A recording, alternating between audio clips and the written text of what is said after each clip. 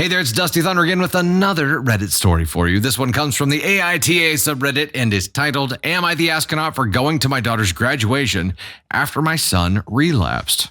My, male 51, wife, female 48, and I have two children, Jake, male 23, and Jess, female 18. Although they had the same upbringing, Jake sadly surrounded himself with the wrong people during his late teenage years and made some bad life decisions. Since he was around 17, he suffered with substance abuse issues and alcohol dependency. He's been through counseling on more than one occasion, and I've lost count of the amount of times that either my wife or I had to make personal sacrifices to go and tend to him. He's currently living in a recovery housing program where we hoped he would see improvements. This has caused understandable issues for Jess. I've missed hockey games and choir performances because I had to go tend to Jake, as has my wife. We try and make it up to her all the time, but I don't think missing important milestones really makes up for it. It's heartbreaking for me personally. Jake has been doing better lately and hasn't had any relapses or issues for the past few years. Jess's graduation was the other day, and my wife and I had tickets and couldn't wait. She's off to college, graduating with a great GPA, and we're really proud of her. However, only a couple of hours before the graduation, we receive a call from the staff at Jake's housing program who said that he had a relapse incident and was in a really bad way. My wife was hysterical and immediately started telling me that we had to go there and help. I refused. I said that we'd missed enough events in Jess's life, and I wasn't missing her graduation. Although my wife told me how sad she was to miss it, Jake's health and well-being would take priority. I wasn't changing my stance. She got increasingly agitated and said she'd go herself, called a cab, and went. I took the car and watched Jess's graduation. It was one of the proudest days of my life, but when I saw Jess at the end, I could tell that she was visibly upset that her mom wasn't there. I explained, and you could tell her frustration. My wife made it to our celebratory dinner later, and she apologized, but the mood was sour. The incident with Jake was serious, but not a life-threatening emergency, and he has been admitted into treatment. My wife gave me the cold shoulder later, saying we should have been on the same page, been there for support, and that I had been selfish. I disagreed, saying she had been selfish in this scenario, and she tainted Jess's moment. This went on for a while, and I ended up sleeping on the couch. I still feel like I made the right decision, but I know I hurt my wife, and Jake's recovery is obviously of paramount importance as well.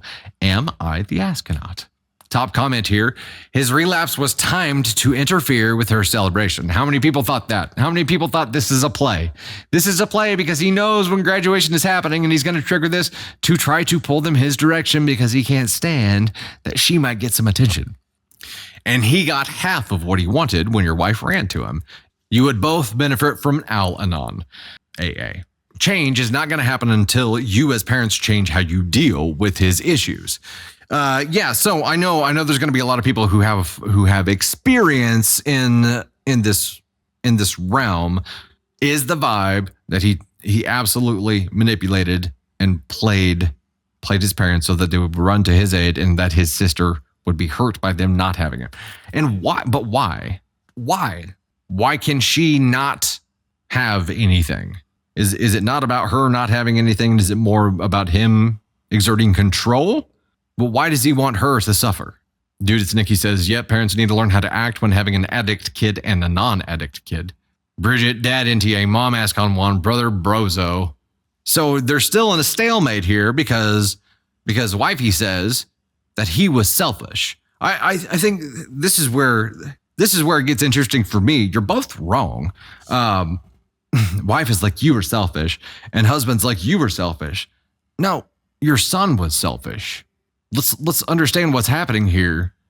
Get on the same page about what's happening first. Right now, you guys are trying to throw blame back and forth to each other. It doesn't exist in either one of your areas.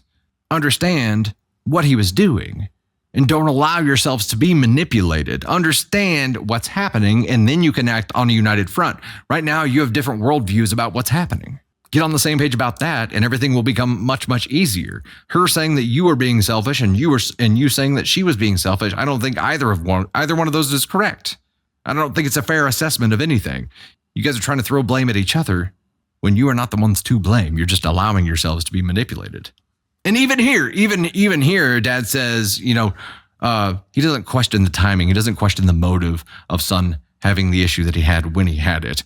He just says, I'm choosing to go deal with my daughter's graduation first, and then I'll deal with that. Doesn't get into, I think this might have been on purpose.